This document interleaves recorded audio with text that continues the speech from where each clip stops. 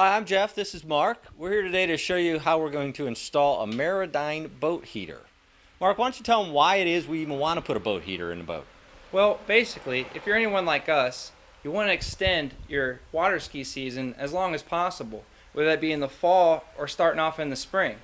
So what we'd like to do is get a heater in there, and once you get out of the water, you can hold the heater or get it on your feet and really warm up. Another thing is that even if you're not a water skier, these heaters come in very handy for the average boater. You know, who wants to put your boat away when it gets cool in the evening? Wouldn't it be nice to be able to go out and cruise around a little bit? Absolutely. Put a heater in, you extend your season.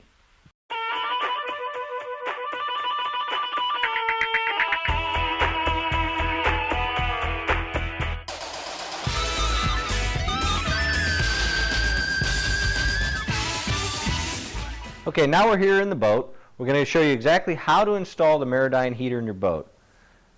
Mark's going to show you the steps as I talk you through it. So let's get started. We're going to start off by locating the two spots on the motor where we're going to install the heater hoses that will circulate the water from the motor up to the heater core itself. Mera dian provides all the parts necessary. So we'll locate those two spots, which Mark will point out to you. We'll back out the plugs, and we'll install the parts that mera dian has provided that allow for the installation. Now that our two plugs are out, we'll take the two brass fittings that mera dian has provided that fit right into the spots we just removed the plugs from. In order to make a nice watertight seal, you'll want to take and put Teflon tape along the threads before threading them in, and then snug them down. For the next step of the install, we've already taken and we've run the heater hoses through the hull of the boat up to where we're going to be mounting the actual heater unit itself. It's a very easy process. Every boat has an area through the hull from the engine compartment to a central location where you can easily pull them through. So we've run them through. We're now going to pull them the rest of the way and make the connection at the motor. At this point, it's important to note that it does not matter which hose goes on which fitting. The unit is designed so that the water can circulate either way through it. So don't be concerned with which one goes to which port. Once the heater hoses are secured on, we'll move on to the actual mounting of the unit. And in this boat, we've chosen a mounting location that is the factory location.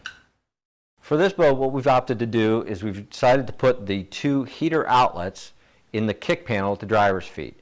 Many of the manufacturers already have predetermined locations for it. In this boat, one of them goes into the kick panel. You have the option of putting the second one in as well. So what we've decided to do is we've drilled into our board already with a 4-inch hole saw to create the opening. And then we'll simply cut the carpeting to allow us to install the heater vents. Now that we have our holes cut, we'll go ahead and install the two heater outlets. You simply slide in and we're all set. Now what we'll do is we'll take this back into the boat. We'll make our connections for the heater, make our electrical connections, and you'll have heat. For the purpose of this installation, we're going to go ahead and show you how to connect everything to the actual heater core itself prior to mounting it. It makes it a lot easier to mount in the location we've chosen. So we're going to start by simply putting the actual mounting brackets on the sides of the unit that are provided with the kit.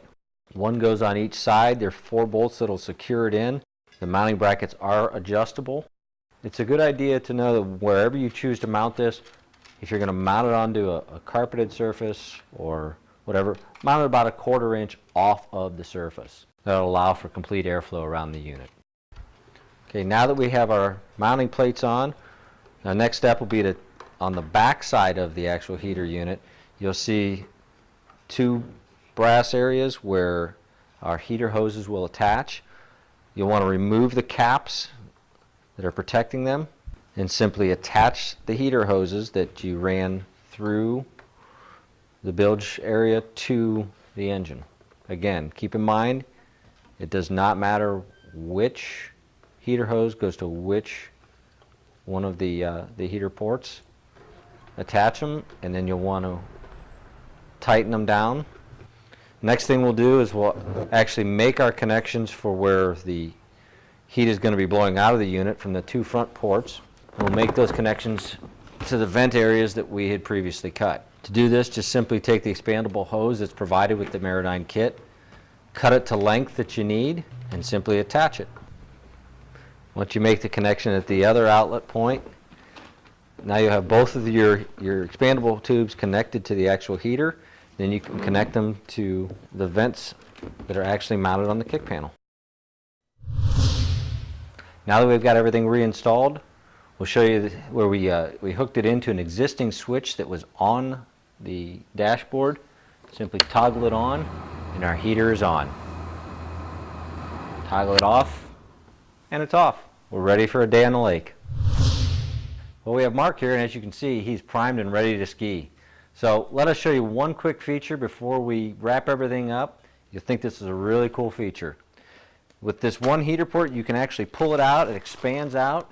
You can give it to your skier or whoever happens to be in your boat to warm themselves up. They can stick it right down into their wetsuit, stay nice and warm, and when they're all done with it, they can hand it right back, and it'll go nicely right back in to the spot that it came out of.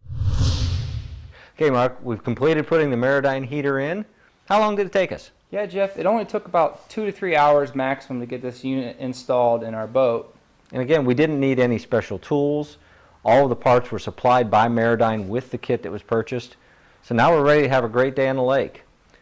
It's important to note that, again, you need to now winterize this heater when you winterize your boat. It's as simple as removing the two lines that are connected to the motor, blowing through them to blow the excess water out, and reconnecting them. That way it won't freeze.